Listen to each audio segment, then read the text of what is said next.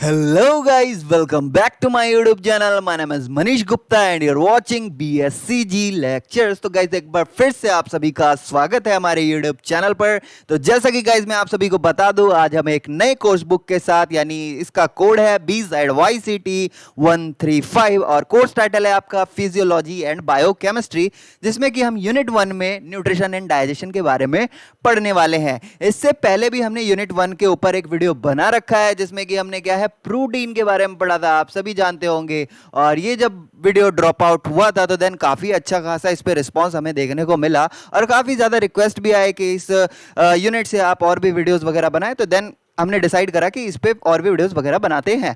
तो जैसा कि आज का टॉपिक आपका होने वाला है क्या, कार्बोहाइड्रेट एंड लिपिड्स, यानी मैं आपको आज कार्बोहाइड्रेट एंड लिपिड्स के बारे में बताने वाला हूं। जस्ट एक तरीके से ये बेसिक्स होंगे और बाकी इसके बारे में हम यूनिट 9 में और भी बहुत अच्छे से पढ़ेंगे इसी बुक के यूनिट 9 में। ठीक है, तो then you can follow me on Telegram. आप हमारे टेलीग्राम चैनल पे फॉलो कर सकते हैं। साथ ही साथ हमारा टेलीग्राम का एक इंफॉर्मेशनल ग्रुप भी है जिसमें कि हम प्रैक्टिकल के रिगार्डिंग नोटिफिकेशन वगैरह प्रोवाइड कराते हैं, तो उस पर भी जाके आप ज्वाइन हो सकते हैं। लिंक आपको डिस्क्रिप्शन पे मिल जाएगा। तो देन यहां पे हम स्टार्ट कर रहे हैं कार्बोहाइड्रेट। तो यहां पे आप देख सकते हैं टॉपिक, और टॉपिक को स्टार्ट करने से पहले आप सभी को पता होगा आपको क्या करना है। तो जाइए फटाफट आप हमारे चैनल को सब्सक्राइब कर दीजिए, बेल आइकन बटन प्रेस कर दीजिए ताकि हमारे वीडियोस की जो नोटिफिकेशन है और वो टाइम टू टाइम आपको मिलती रहे। और वीडियो को ज्यादा से ज्यादा शेयर करिएगा जब अच्छा लगेगा, और लाइक भी कर दिएगा। देन कार्बोहाइड्रेट की बात कर रहे थे हम।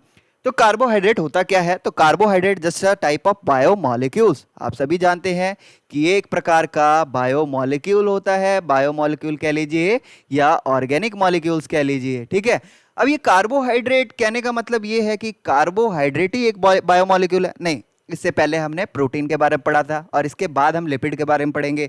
तो कहने का मतलब ये है बहुत सारे आपके बायोमॉलिक्यूल्स होते हैं। ठीक है, और कार्बोहाइड्रेट एक तरीके से काफी ज्यादा एसेंशियल होता है हमारे डाइट में, हमें बहुत ज्यादा जरूरत होती है खाने की। अगर कार्बोहाइड्रेट का हम सेवन नहीं करेंगे तो कहीं ना कहीं हमें एनर्जी की कमी हो जाएगी और हम कोई भी काम नहीं कर पाएंगे, सिंपल वे में अगर कहा जाए। तो कार्बोहाइड्रेट जो है, ये कार्बोहाइड्रेट को दूसरे नाम से हम और कैसे जानते हैं? तो जस्ट आप सभी को मालूम होगा कि एक सैकराइड, सैकराइड नाम जानते होगे, सुने होगे, है ना, मोनोडाइसैकराइड, है ना। तो ये जो सैकराइड है ये अनदर नाम है कार्बोहाइड्रेट का। कार्बोहाइड्रेट को दूसरे नाम से क्या है, सैकराइड भी कहा जाता है, जो कि एक ग्रीक वर्ड क्या है, सैक्रॉन से निकला है। किससे निकला है गाइस? सैक्रॉन। ठीक है, ये सैकरॉन से निकला है। अब ये आपका कार्बोहाइड्रेट है। कार्बोहाइड्रेट मतलब कैसे कहेंगे कि ये कार्बोहाइड्रेट है? तो देखिए, कार्बोहाइड्रेट एक ऑर्गेनिक मॉलिक्यूल है जो कि आपका क्या कंटेन करता है, कार्बन, हाइड्रोजन एंड ऑक्सीजन।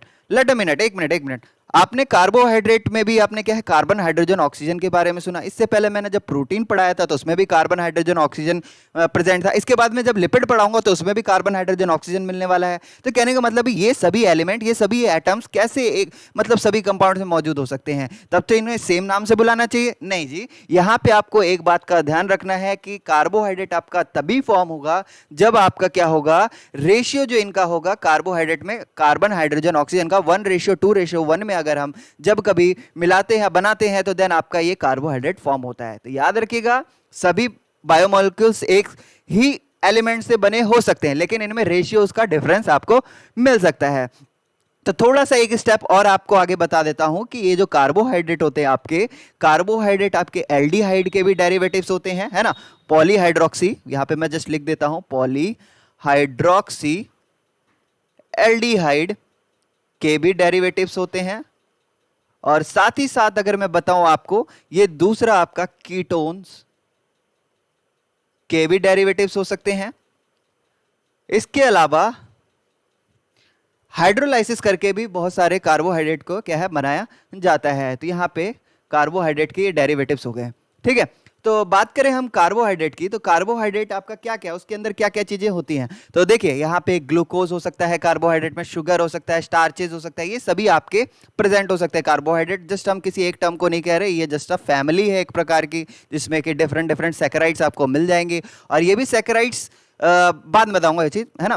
पहले हम इसको कंप्लीट कर लेते हैं। तो देन यहाँ पे हम बात करें कार्बोहाइड्रेट जो हमारे एनर्जी के रिक्वायरमेंट को फुलफिल कितने परसेंटेज करता है, तो देखिए 55 to 70% जो है हमारे एनर्जी के रिक्वायरमेंट को, एनिमल में एनर्जी के रिक्वायरमेंट को कार्बोहाइड्रेट ही फुलफिल करता है। आपका फैट यानी लिपिड से भी आपका डेराइव होता है एनर्जी, इसके अलावा प्रोटीन से भी एनर्जी डेराइव होता है, लेकिन उनका जो परसेंटेज होता है वो उतना ज़्यादा नहीं होता है। ज़्यादा परसेंटेज किसमें होता है? कार्बोहाइड्रेट में। तो जब भी हमें कभी एनर्जी चाहिए होती है तो हम थोड़ा सा कार्बोहाइड्रेट ले लेते हैं, देन उसके बाद हम काफ़ी ज़्यादा एनर्जेटिक फील करते हैं। तो बात करें एनिमल्स में, मोस्ट एनिमल्स में, ज़्यादातर एनिमल्स में आपको कौन सी शुगर की वैरायटी देखने को मिलती है, मतलब उनके यूज़ में होता है, तो देन गाइज हैक्सोज होता है। कौन सा होता है? हैक्सोज। अब ये हैक्सोज क्या होता है? तो देखिए सबसे पहले एक और बात मैं बता देता हूँ यहाँ पे हैक्सोज बताने से पहले। तो देखिए अगर किसी कार्बन सैकराइड में, कार्बोहाइड्रेट में अगर 3 कार्बन प्रेजेंट है तो वो आपका क्या कहलाएगा? वो आपका कहलाएगा ट्रायोज कहलाएगा। देखिए ये सारी चीजें जो नेमिंग है ये किसके बेसिस पे हो रही है? कार्बन के नंबर्स के बेसिस पे हो रही है। इसी प्रकार से अगर मैं बोलूं कि 4 कार्बन किसी शुगर में प्रेजेंट होता है तो उसको हम क्या कहेंगे? उसको हम कहेंगे टैरोस कहेंगे। क्या कहेंगे गाइस? टैरोस कहेंगे। इसी तरीके से अगर 5 कार्बन होंगे तो किसे कहेंगे? पेंटोज। डीएनए में होता है ना पेंटोज वाला शुगर है, तो ये पेंटोज हो गया। इसी तरीके से 6 कार्बन प्रेजेंट होता है तो उसको हम क्या कहेंगे? हेक्सोज। और यही वाला शुगर जो है ह्यूमन के नीड के लिए काफी ज्यादा जरूरत में आता है, काम में आता है। इसी तरीके से 7 होगा कार्बन तो हेप्टोज कह देंगे, है ना। यहाँ पे लिख देता हूं मैं हेप्टोज। तो ये कार्बन के नंबर के बेसिस पे ही हम इनका क्या है? नोमेनक्लेचर करते हैं, नेमिंग करते हैं। देन यहाँ पे हम बात करें वैरायटीज की, तो यहाँ पे आपका जो हेक्सोज है उसमें आपको ग्लूकोज मिल जाएगा जिनके पास 6 कार्बन होते हैं, ध्यान रखिएगा। तो ग्लूकोज हो गया, फ्रुक्टोज हो गया, मैनोज हो गया, ग्लैक्टोज हो गया, ये सभी इंटरचेंजेबल सोर्सेज ऑफ एनर्जी होते हैं, यानी ये आपस में इंटरचेंज हो सकते हैं। क्योंकि हमारे बॉडी को जैसे कि ग्लूकोज चाहिए होता है और हम फ्रुक्टोज भी लेते हैं, मैनोज भी लेते हैं, ग्लैक्टोज भी लेते हैं, सभी टाइप के हम शुगर्स का कंजप्शन करते हैं। तो कहने का मतलब है ये सभी इंटरचेंज होकर आपका क्या है? ग्लूकोज का फॉर्मेशन कर लेता है, ठीक है, इसलिए क्योंकि ये इंटरचेंजेबल होते हैं।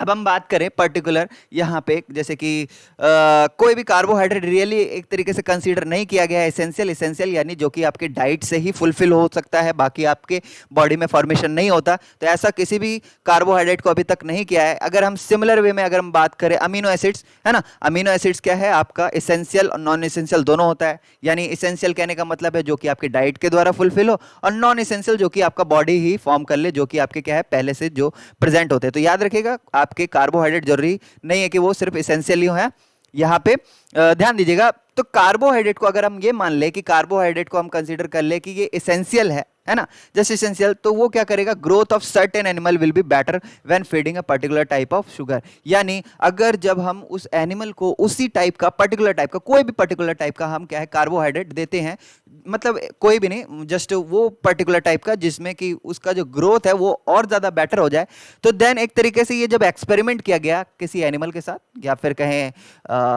लोकटस के साथ, जो जानते हो टिड्डे जो होते हैं ना, तो यहाँ पे जस्ट मैं आपको बता रहा हूँ जब ये टिड्डे के साथ किया गया तो यहाँ पे जो है ना इनका जो कंजप्शन जो है वो मेल्टोज के साथ, मतलब उनको जब डाइटरी शुगर मेल्टोज दिया गया, यहाँ पे आप देख सकते हैं ये एक प्रकार का डाइटरी शुगर होता है। और ये डाइटरी शुगर जो है जब किसको दिया गया? लोकटस को दिया गया, तो उनमें हमें मैक्सिमम या कहें ऑप्टिमम ग्रोथ देखने को मिला, है ना। और जो मिनिमम कब देखने को मिला? जब क्या है हमने किसी दूसरे टाइप का उसको कार्बोहाइड्रेट दिया। तो कहने का मतलब मेल्टोज जो है वो काफी ज्यादा इसके लिए एसेंशियल है ना। और शुगर जो है एक तरीके से सपोर्ट करता है क्या? सब ऑप्टिमल ग्रोथ, यानी अदर शुगर्स की बात कर रहे हैं। अगर उसको मेल्टोज के अलावा हम अदर शुगर देते हैं तो वो एक तरीके से सब ऑप्टिमल यानी अदर जो भी ग्रोथ के नेसेसरी होती है, जहां पे नेसेसिटीज होती है वहां पे ये काम करते हैं। बाकी ज्यादातर जो है मेल्टोज के द्वारा ऑप्टिमम हमें देखने को मिलता है। तो मतलब क्या डिफरेंस है? यहाँ पे 2 रीजन है, यहाँ पे ध्यान दीजिएगा। Rate of sugar movement of sugar across the gut wall into the blood, यानी जब उनके गट से, जब उनके ब्लड स्ट्रीम में क्या है आपका मेल्टोज फ्लो करता है या फिर मूवमेंट ऑफ शुगर होता है, तो उसमें देखा गया कि एक्सपेरिमेंट में लोकटस के साथ जो मेल्टोज है वो प्रेफर्ड न्यूट्रिएंट माना गया, यानी ये इजिली आपके क्या है ब्लड में डिजोल्व या कहें एब्जॉर्ब हो जा रहा था लोकटस के, सॉरी आपके नहीं, लोकटस के, ठीक है। तो ये जो एक्सपेरिमेंट है एक तरीके से ये बताता है कि जो मैल्टोज है वो प्रेफर्ड न्यूट्रिएंट होता है किसके लिए, है ना, ये आपके लैक्टोज के लिए होता है ना, not a consider N obligatory nutrient. ऐसा नहीं है कि ये नहीं खाएगा तो वो जिएगा नहीं, ऐसा नहीं है। आपने देखा होगा गेहूं में आपका मैल्टोजी टाइप का शुगर पाया जाता है। तो ये जब ज़्यादातर ये पाकिस्तान की तरफ से आते हैं, पाकिस्तान से भारत की तरफ आते हैं, तो जब ये जाते हैं लुक्टस तो पूरा का पूरा खेत जो है चबा जाते हैं, और इनका उस समय जो ग्रोथ होता है ऑप्टिमम ग्रोथ होता है, इनमें रिप्रोडक्शन भी ऑप्टिमम होता है, काफ़ी ज़्यादा तेज़ी से ये जनसंख्या बढ़ाते हैं। और जैसे जैसे आगे बढ़ते जाते हैं इनकी जो जनसंख्या है वो डबल पे डबल होती जाती है, हवा में उड़ते हुए जाते हैं। तो काफ़ी ज़्यादा ये खतरनाक होते हैं किसानों के लिए। तो एक चीज़ और बताना था मैं आपको कि आपके जो कार्बोहाइड्रेट हैं उनमें जो कार्बोहाइड्रेट सॉरी सैकराइड्स के जो चेन होते हैं, मैं कहूँ सैकराइड के जो नंबर होते हैं उन पे आपका डिपेंड करता है कि उसे हम मोनोसैकराइड कहेंगे, डाइसैकराइड कहेंगे या फिर पॉलीसैकराइड कहेंगे। तो देखिए मोनोसैकराइड आपका सिंपल शुगर होता है जिसमें कि वन चेन होता है किसका, आपका कार्बोहाइड्रेट के मॉलिक्यूल, सैकराइड के मॉलिक्यूल का। इसी तरीके से अगर हम बात करें डाई में आपका 2 होता है, इसी तरीके से पॉलीसैकराइड में आपका क्या होता है 10 से ज़्यादा होते हैं, 10 से ज़्यादा आपके पॉलीसैकराइड कहलाएंगे। इससे इसके बीच में आपके डाइसैकराइड और मोनो पॉलीसैकराइड के बीच में आपका क्या आता है, ऑलिगोसैकराइड भी आता है। ऑलिगोसैकराइड के बारे में जो है हम जस्ट यूनिट 9 जब हम पढ़ेंगे ना तब उसके बारे में हम डिस्कस करेंगे। बाकी अब मैं बता दूं कि ये आपके मोनोसैकराइड होते हैं यानी ग्लूकोज और फ्रुक्टोज, ये एक एनर्जी सोर्स है, मेन फंक्शन इनका क्या होता है एनर्जी प्रोवाइड कराना। इसी प्रकार से डाइसैकराइड भी जैसे कि सुक्रोज, लैक्टोज, मैल्टोज, ये भी आपका एनर्जी सोर्स है, लेकिन इसका जो डाइजेशन जो है थोड़ा सा टाइम लगता है इसके डाइजेशन में, आप सभी जानते हैं, क्योंकि ग्लूकोज, सुक्रोज, लैक्टोज और मैल्टोज को क्या है ग्लूकोज में कन्वर्ट होना पड़ता है हमारे डाइजेशन के दौरान। इसके बाद पॉलीसैकराइड आपका ग्लाइकोजन है, जैसे कि स्टोरेज ऑफ ग्लूकोज, यानी आपके बॉडी में जब ग्लूकोज को स्टोर किया जाता है तो वो ग्लाइकोजन के फॉर्म में ही स्टोर होता है, आप सभी जानते हैं। तो ये कुछ आपके कार्बोहाइड्रेट हो गए जो कि एनिमल्स के अंदर प्रेजेंट होते हैं। अब हम बात करेंगे लिपिड्स की। लिपिड्स जो है आपका ये भी एक खास प्रकार का बायोमोलिक्यूल है। लिपिड जो है ये कौन से वर्ड से निकला है, तो ये भी एक ग्रीक वर्ड लिपोस से निकला है। किससे निकला है गाइस, लिपोस। लिपोस एक ग्रीक वर्ड है जिसका मतलब क्या होता है गाइस, फैट होता है, जिसका मतलब क्या होता है फैट। यानी अभी हम क्या है फैट के बारे में बात कर रहे हैं, लिपिड के बारे में बात कर रहे हैं। और ये जो लिपिड है एक प्रकार का क्या है सॉल्वेंट, ये सॉल्वेंट कह रहा हूं, जस्ट ये आपका जस्ट फैट होता है। और ये भी आपका क्या है सिंपली आपका क्या है कार्बन, हाइड्रोजन, ऑक्सीजन, ये तीनों ही टाइप के एटम्स को कंटेन करता है। तो कार्बन टू हाइड्रोजन रेशियो जो है इनका, कार्बन टू हाइड्रोजन, हम किसकी बात करें, कार्बन का हाइड्रोजन से जो रेशियो 1:2 होता है। बाकी ऑक्सीजन में हमें चेंजेस देखने को मिल सकते हैं। लिपिड जो है कंपेयर टू कार्बोहाइड्रेट ये क्या है बहुत ही कम ऑक्सीजन इनमें प्रेजेंट होता है ना, और ये सेम रेशियो होते हैं इनमें, कार्बन एटम्स के जो होते हैं लगभग सेम रेशियो होता है। बाकी बात करें ऑक्सीजन जो है काफी ज्यादा कम होता है, ठीक है ऑक्सीजन, इसलिए मैंने बताया था ना कि ऑक्सीजन में आपको चेंजेस देखने को मिल सकते हैं।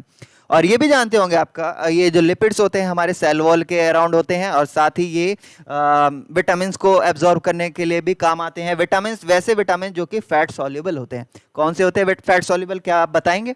तो देखिए फैट सॉल्युबल आपके जो विटामिन होते हैं वो आपका कौन कौन सा हो जाएगा, विटामिन, यहाँ पर मैं लिख देता हूँ फैट सॉल्युबल।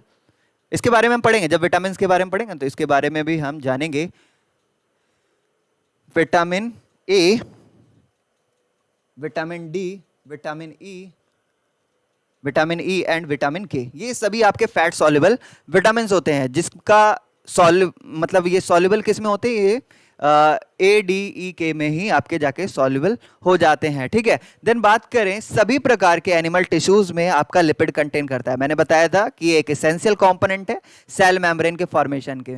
जो भी आपका सेल होता है उसके सेल मेम्ब्रेन के अराउंड आपका लिपिड से ही आपका सेल मेम्ब्रेन का फॉर्मेशन होता है, और इसमें पर्टिकुलर टाइप के आपने देखे भी होंगे, क्या कहते हैं ट्रांसपोर्टेशन ऑफ मिनरल, फैट, बहुत सारी चीजें जो होती हैं वो ट्रांसपोर्ट होती रहती हैं इसी के जरिए, सेमी परमेबल मेम्ब्रेन जो होता है ना।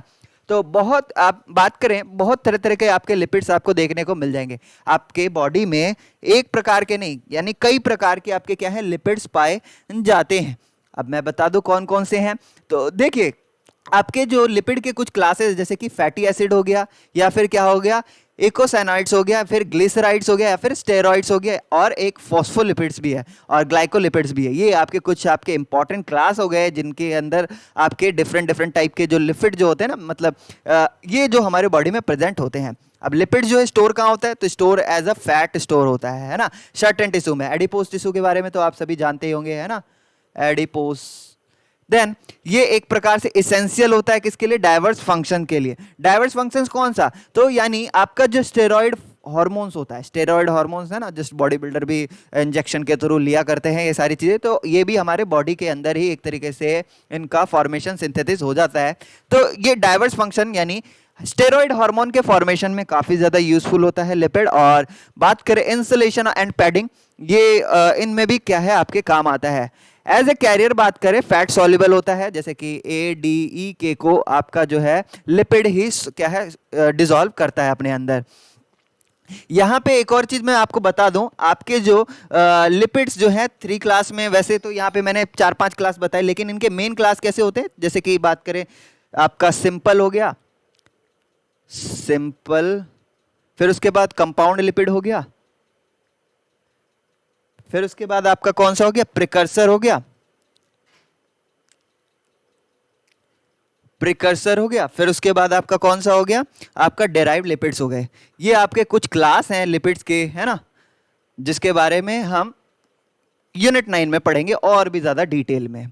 तो बहुत सारे जो एनिमल्स होते हैं वो क्या है, लिटिल प्रोटीन पे भी रह सकते हैं, यानी उनको कोई भी डाइटरी फैट की जरूरत नहीं होती है ना। और ये जो फॉर्म होता है ये आपका प्रोटीन से भी हो सकता है, कार्बोहाइड्रेट से भी हो सकता है। अगर मान लीजिए कि कोई एनिमल है वो फैट का कंजप्शन नहीं करता, तो ऐसा नहीं है कि वो कंजप्शन नहीं करता तो उसका फुलफिल जो है रिक्वायरमेंट नहीं हो सकता। वो प्रोटीन से और कार्बोहाइड्रेट दोनों से ही अपने फैट का जो रिक्वायरमेंट है, डाइटरी फैट का जो रिक्वायरमेंट वो फुलफिल कर सकता है। इसी तरीके से जो सिंथेटिक एबिलिटी होती है बहुत सारे एनिमल्स की, है ना, वो लिमिटेड देखने को मिलती है। जैसे कि हम बात करें कुछ सर्टेन आपके अनसैचुरेटेड फैटी एसिड्स होते हैं, जैसे कि फैटी एसिड्स और कोलेस्ट्रॉल की बात करें तो वर्टिब्रेट्स जो है सिंथेसिस कर सकते हैं कोलेस्ट्रॉल को, है ना। और ह्यूमंस की बात करें तो ये बहुत ही ज़्यादा एक्सेस जो है कोलेस्ट्रॉल बना लेते हैं, और जो कि कोलेस्ट्रॉल जो है आपका बहुत ही ज़्यादा हार्मफुल हो जाता है जब बहुत ज़्यादा एक्सेस कोलेस्ट्रॉल का फॉर्मेशन हो जाता है। ये जस्ट हमारे डाइट में अगर बहुत ज़्यादा हो जाता है तो इससे हमें क्या है, बहुत सारे मेजर्स फैक्टर हमें देखने को मिल सकता है। डेवलपमेंट ऑफ कौन से, तो ये जो आपका एथेरोस्क्लेरोसिस है, एक तरीके से इसे कहते हैं हम हार्डनिंग ऑफ आर्टरीज, यानी हमारे जो आर्टरीज है वो ब्लॉकेज हो जाते हैं और हमारा आर्टरीज जो है वो बहुत ज़्यादा हार्ड हो जाता है, जिसमें से कहीं ना कहीं ब्लड जो है हार्ट के द्वारा जो पंप किया जाता है तो वो जो ब्लड है उसमें रुकावट आती है, जस्ट अब एज अ बैरियर काम करता है ये एक्स्ट्रा कोलेस्ट्रॉल जब हमारे बॉडी में बढ़ जाता है। तो बात करें इंसेक्ट्स जो है, इंसेक्ट्स जो है वो सिंथेसिस नहीं कर सकते कोलेस्ट्रॉल, है ना, अपने प्रिकर्सर से, है ना। प्रिकर्सर मैंने बताया जस्ट क्लास है क्या कहते हैं लिपिड का। तो इसके अलावा आपका जो सप्लाइड मतलब वो अपने डाइट में जो भी सप्लाई होता है उनके द्वारा लिपिड, तो उससे वो अपने क्या है कोलेस्ट्रॉल का सिंथेसिस नहीं कर सकते। लेकिन स्टडीज रैट्स के ऊपर क्या बताती है कि उनमें 3 टाइप्स के फैटी एसिड्स पाए जाते हैं। कौन कौन से हैं, तो लिनोलेनिक है और क्या है लिनोलेनिक है और क्या है एरिकोडोनिक एसिड्स आपके पाए जाते हैं। किसमें, फैटी एसिड्स हैं, ये किस में पाए जाते हैं, रैट्स में पाए जाते हैं। ये सभी फैटी एसिड्स इनके बॉडी में सिंथेसाइज होता है और ये ऐसा कंसीडर क्या किया जाता है, इसेंशियल फैटी एसिड्स कंसीडर किया जाता है रैट्स के लिए, ठीक है। मतलब ये नहीं सिंथेसाइज हो पाता है, सॉरी, ये जो है आपके लिनोलेइक और लिनोलेनिक और एरिकोडोनिक जो है ये सभी इनको डाइट से लेना पड़ता है, डाइट के थ्रू ही इनके अंदर फैटी एसिड्स आते हैं, ठीक है, याद रखिएगा। देन बहुत सारे इंसेक्ट्स, बर्ड्स और कुछ मैमल्स हो गए जिनमें कि हमें देखने को मिलता है, एक तरीके से खुलासा हुआ है कि इनके अंदर जो पाए जाने वाले डाइटरी रिक्वायरमेंट जो होता है फैटी एसिड्स का, इन सभी को क्या है अलग अलग तरह के एसेंशियल फैटी एसिड्स वगैरह चाहिए होता है। अगर ये नहीं लेंगे तो ये कहीं ना कहीं सर्वाइव नहीं कर पाएंगे। तो स्टडीज क्या शो करते हैं कि जनरल एनिमल्स जो है बेटर सिंथेटिक एबिलिटी होता है लिपिड्स के लिए देन अमीनो एसिड से, है ना। अमीनो एसिड से ज़्यादा बेहतर आपको बहुत सारे एनिमल्स में क्या देखने को मिले कि वो लिपिड्स को ज़्यादा अच्छे से सिंथेसिस कर लिया करते हैं। तो लिपिड में बस इतना ही है और ज़्यादा कुछ है नहीं है। तो हमने आज क्या सीखा, आज हमने कार्बोहाइड्रेट के बारे में सीखा और दूसरा हमने क्या है लिपिड्स के बारे में सीखा। लिपिड्स, कार्बोहाइड्रेट काफ़ी ज़्यादा मेन टॉपिक हैं और इसके बाद जो हमारा है विटामिन आने वाला है, तो विटामिन को हम बहुत ही ज़्यादा डिटेल में पढ़ेंगे नेक्स्ट वीडियो में। और भी इसके बाद है आपका मिनरल्स वगैरह भी है और कुछ ट्रेसिंग एलिमेंट्स की बात करेंगे। विटामिन और ये मिनरल्स जो हैं ये आपके कैसे होते हैं, ये माइक्रो न्यूट्रिएंट होते हैं, ये कम अमाउंट में चाहिए होता है, तो इसके बारे में भी हम जानेंगे, बहुत अच्छे से डिटेल में जानेंगे। तो आई होप सो आप सभी को ये जो वीडियो है पसंद आई होगी और समझ में भी आई होगी। तो वीडियो अच्छी लगी हो तो वीडियो को लाइक कर दीजिएगा, अगर आप इस चैनल पर नए हैं तो चैनल को सब्सक्राइब करके बेल आइकन बटन प्रेस करना बिल्कुल भी ना भूलें। और मिलते हैं इसी वीडियो के नेक्स्ट वीडियो में, तब तक के लिए बाय बाय।